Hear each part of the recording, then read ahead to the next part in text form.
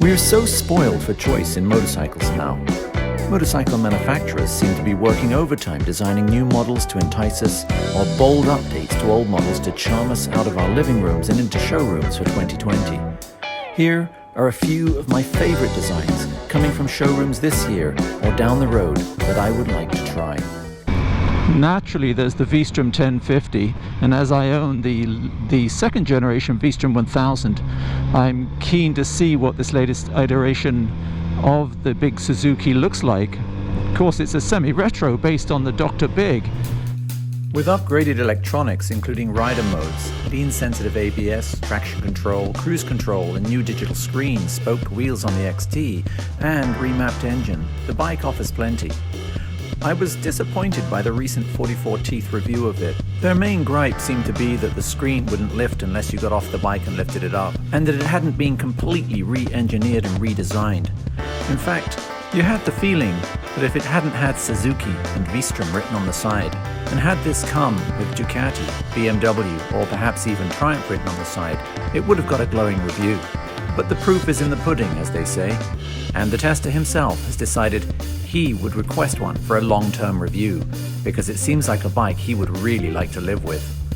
That was the nugget that I got out of that whole review. Understated, underrated, and treated with contempt, because it's a Suzuki VStrom.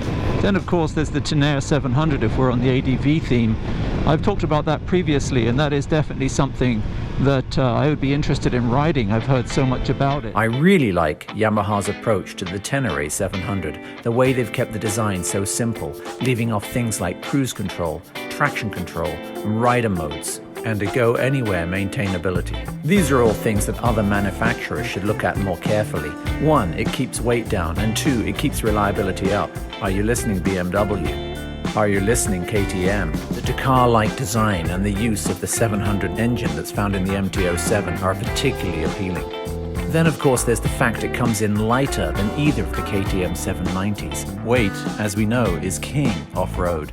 And finally, there's the price, thousands less than the equivalent KTMs. This bike fills a niche that is sadly lacking, particularly as venerable bikes like the KLR and the DR650 haven't been updated or have been removed from the marketplace. One can only hope for a 450 or 500 version of this bike, and then truly, if the weight is low, we will have an off-road ADV king. But what else? Well, the Ducati Scrambler 1200 Sport Pro interests me, especially the grey one with the big 1200 lettering on the tank, the gold forks. It looks like a nice bike, and with that big torquey V-twin, or L-twin if you want to call it that, I hear that Andy Mancam really liked that bike, so there's another one I'd like to look at. And then there's Harley Davidson. I know, not a marque that I am usually enamored with, and I'm quite acerbic about them actually, having owned one.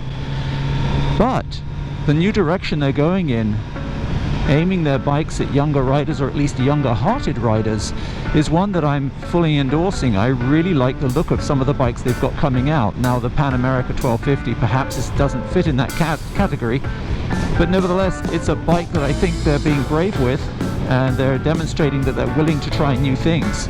And so therefore we move on to the 975 Bronx, which is a naked street bike. And I think, although I'm not enamored with the looks, again, it's a direction I think they're going in. But the bikes that I'm really going to talk about from Harley are neither of those two. There are two that they've just released patents for. One is a Harley Cafe bike. It's about 975cc, and boy, is it a looker. That V-twin engine, the new V-twin engine, gives it a very narrow profile. It looks like a nice bike, and there's also another, it looks like it's about 975cc. It looks like it's going to be a sort of a Sportster type of bike, but much more compact than the old one, perhaps even a flat tracker look to it. And then moving on, of course, there's BMW. They've just released their enormous R18, based on sort of a 1930s styling, but it's a cruiser, and definitely out there to try to knock Harley off their throne. I love the design, the overall bobber 1930s concept. The spade seat and the integrated look of the bike is fabulous. But if they think they're going to knock Harley out of the cruiser market with this, they better think again. The big draw for Americans and cruisers is being able to put their feet on front pegs, and how they're going to do that over those enormous cylinder heads is a mystery. None of that means that I don't want to swing a leg over it. I do. I think it would be a riot to ride. The other bikes that intrigue me are the W800 from Kawasaki, very rarely reported on, flies low under the radar and is dismissed by Triumph owners as a cheap knockoff. Triumph point to their T100, Guzzi to their V7, Ducati to their Sport 1000. These are great bikes, but they're a little more than retros. Good looking, but characterless knockoffs of a bygone era. And I'm not knocking them. I own a retro Z900 RS. I'm on it now. Retros are modern bikes that tip their hat to models of a bygone era, but they function like a well-tuned Honda. But if you want something that is as close to authentic in this Euro 5 high-tech era that we all live in, then the closest bike, bar none, is the Japanese W series from Kawasaki. With the slight hinged-in-the-middle frame feel at high speed, the adequate suspension and the well-proportioned smaller chassis with double-walled headers and pea-shooter exhausts, this is the bike that will have you contentedly ambling around the country lanes and B-roads with a smile on your chops, while others fuss about the latest tweaks to eke out another horsepower, or stand in their cliques at the coffee shop chatting about their Thailand-built Triumphs or their Indian-built Royal Enfields or their deposit they lost on their Norton. The authentically air-cooled engine is a gem and at the absolute center of this bike. It will pull strongly from 1500 RPM and give you an unexpected shove at about 5000 RPM to redline. It's happiest ambling around at 2 to 4000 RPM with waves of good old-fashioned twin torque. Remove the 3D chrome badge, the DB Killer exhaust inserts, which is a 1-minute fix by the way. Use some terps on the rear seat logo and die-hard Brit bike fans will believe you are riding a Norton International or a BSA. Not that it matters. This bike is not, contrary to misinformed Triumph owners, a knockoff of a Brit bike. It never was. It's an extension of the fabulous W650 series, which in turn was a remake of the 1963 Maguro W2, which in turn became the 1968 Kawasaki W2. There. You can sleep easy knowing this bike is authentic. It's no replica Brit bike, no knockoff, no ripoff, although it has more soul and character than any other air-cooled twin on the market today. The bevel drive camshaft will have aficionados wowing. But don't get the blacked-out version of this engine that is found on the cafe or the street version. Get the silver engine found in the plain W800. The plain silver engine should be mounted on a glass coffee table and appreciated first thing in the morning and last thing at night for what it is, a masterpiece of engineering, a spectacular blend of art, science, and craftsmanship that is all too rare in this high-tech, bottom-line, transformer-like styled industry that we know today. Oh, and it's the second cheapest bike in this list. And you might be wondering why I'm speaking so passionately about this. Well, it's because I used to own a W650, the least technically capable bike of any bike I've ever owned, the lowest specifications for horsepower and torque, and yet the bike, the only bike that I have real and true seller's remorse over, and gave me more smiles per miles than any other motorcycle I have ever ridden. And I've ridden lots. The only downside I can see to the W800 is because of Euro 5, they've had to get rid of the carburetors and have put in throttle bodies. How that affects it, I'm not quite sure. I'm sure it'll be a little more digital than it was with the carburetors, but nevertheless, it's still, for me, the most authentic of the 60s bikes that you could possibly get today. Except for perhaps the next one. And the W800, of course, brings me up to the Royal Enfield 650s.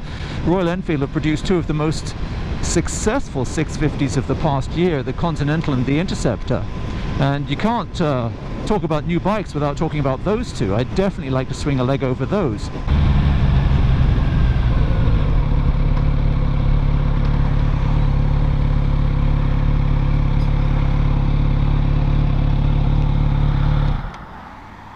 And then, of course, last but not least by any means in my books, is Suzuki's Katana, another retro that harks back to the 80s and the original iteration of the bike. The Katana 1000 is based on the fully fed GSXS 1000F, which according to reviews is no bad bike itself, but the Katana features styling from the original 1981 Katana. The Katana 1000 arrived with an engine based on the GSXR 1000 K5 engine from 2005 to 2008, which is tuned for better street manners. Still, we'll be looking at a motor that produces 150 horsepower at 10,000 RPM and 80 foot-pounds of torque at 9,500 RPM. But it's the styling that appeals to me. I know I'm often critical of bat or bug-eyed transformer-looking bikes, but there's something integrated and predatory and just plain different about the Katana that appeals to me, just like the original did. Yeah, I'd like to swing a leg over that. Some of these bikes have made waves for the right reason, and some of these bikes have been slated in the media. They're just bikes that I would like to try. They're bikes I think don't always get a fair shake of the dice. Suzuki have come in for particular criticism over the past few years for not completely updating their range, but at the same time they brought out some very interesting bikes. And what's wrong with using older architecture and incorporating new technology? It's reliable and it's cheap. But what do you think? What of my choices are hits for you and misses for you, and why? And what would you choose instead? Give me the feedback, I'd love to hear. Once again, thanks for watching everyone. If this is the first time you've watched, please consider subscribing. I do product reviews, motorcycle reviews, off-road and on-road vlogs, as well as tours. Don't forget to follow me on social media, that's Instagram, Facebook and Twitter, and to like, and especially, I'm begging you here folks, subscribe. This is the BlueMarbleRider, out.